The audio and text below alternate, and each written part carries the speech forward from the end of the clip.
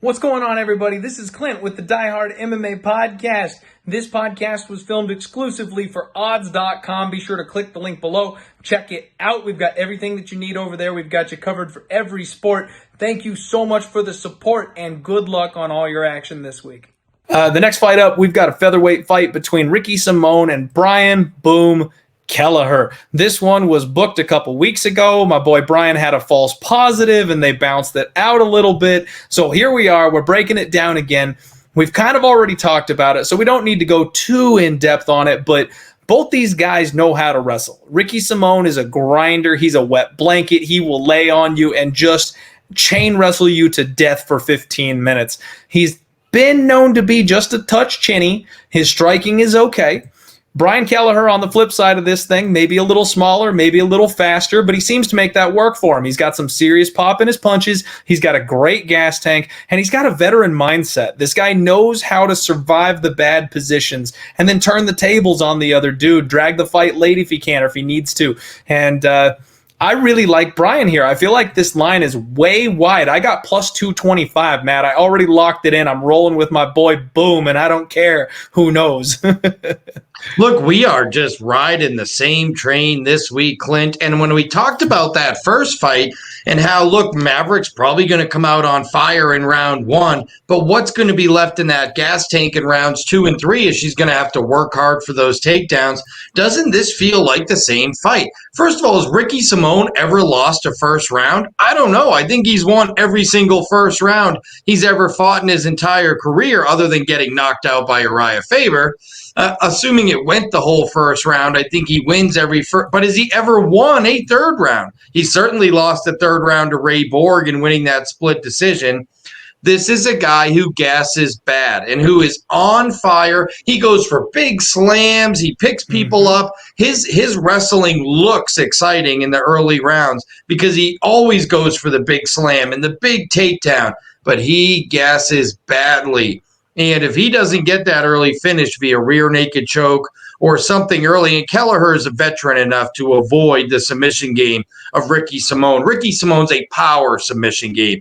Get you down with a big slam, lock in the rear naked choke because you made a mistake and allowed him to.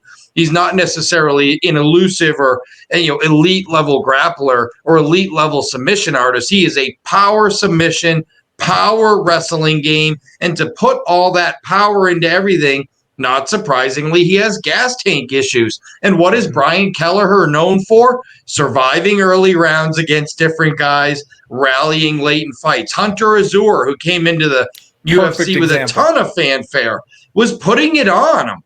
Pretty good. What did he do? He weathered the storm, wait till Azure obviously got tired, hit him with a huge straight left hand, put Azure's lights out. Odie Osborne, who ended up having an amazing performance last week, that win by Brian Kelleher really has started to age well. And at the end of the day, I don't know if it's an advantage for Ricky Simón to have fought 3 weeks ago. I know it's the new cool thing to go. Yeah, it's the cool thing to do now. But I don't know that that's great. We have seen it backfire for fighters in the past, making that quick turnaround, especially power guys that cut a lot of weight like Ricky Simón. I think there's a lot of reasons to back the underdog here. And I like Brian Kelleher. And I almost think that you can also maybe find some value betting him inside the distance because Simón gasses bad and Kelleher's power carries into the later rounds. And this one is a big-time lay price toward the over. They expect this fight to go the distance. And if you go Brian Kelleher by KO in round 3 or Brian Kelleher inside the distance, you might get a big payday on this fight. Yep. That you all know me. Any of you that have been hanging with me for a while, you absolutely know that I love my round 3 props, and Brian Kelleher round 3 is probably going to be one.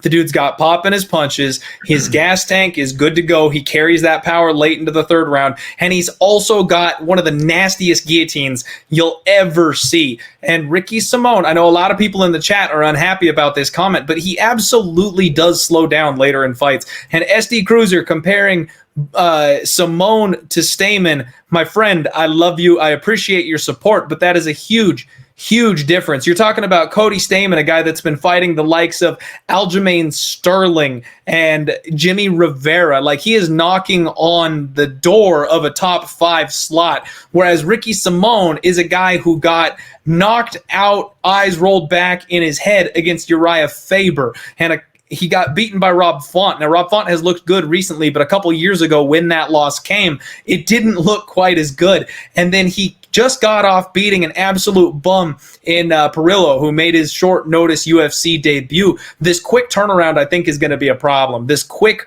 weight cut a second time. Simón is not a small dude for this weight class, and I think that may have some kind of an effect on him. I hope we get to the cage with this one. I hope there's not a doctor stoppage on fight day that pulls this fight from me, because Brian Kelleher is absolutely live to win this fight. He's got good counter grappling. Simón will probably wrestle him in the first round, but Kelleher will get back to his feet and he'll make Ricky Simón work for every single inch. And when Simón slows down, Brian Kelleher hits harder than Uriah Faber does. Let me promise you that.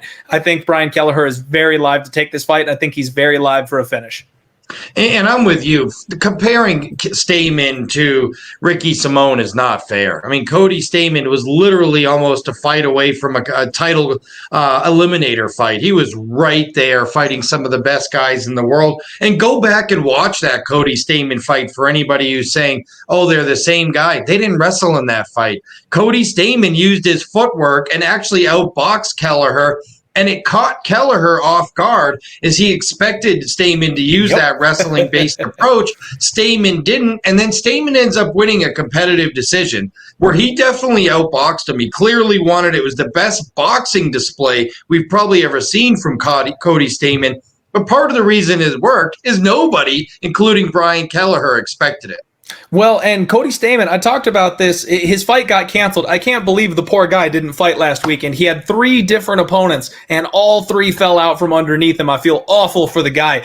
I was going to lay the wood on Cody Stamann or parlay him or something, do anything I could to get money on him, because he's an incredible fighter, and people underrate how good his striking is. They underrate how elusive and how defensive he is on his feet. He's hard to hit, and his footwork is phenomenal. So it's a completely different matchup, and those are not tools that Ricky Simón has. He has to grapple. And Ryan Schmidt, my friend, great question. So I don't do fighter interviews often, but Boom is a podcaster type. He came on the show. He broke down a fight card with us. We'd love to have him back and do it again sometime. You're asking if I am biased at all because he came on the podcast. Somebody else asked me this before, and I said, I'm biased about 3% worth of my pick.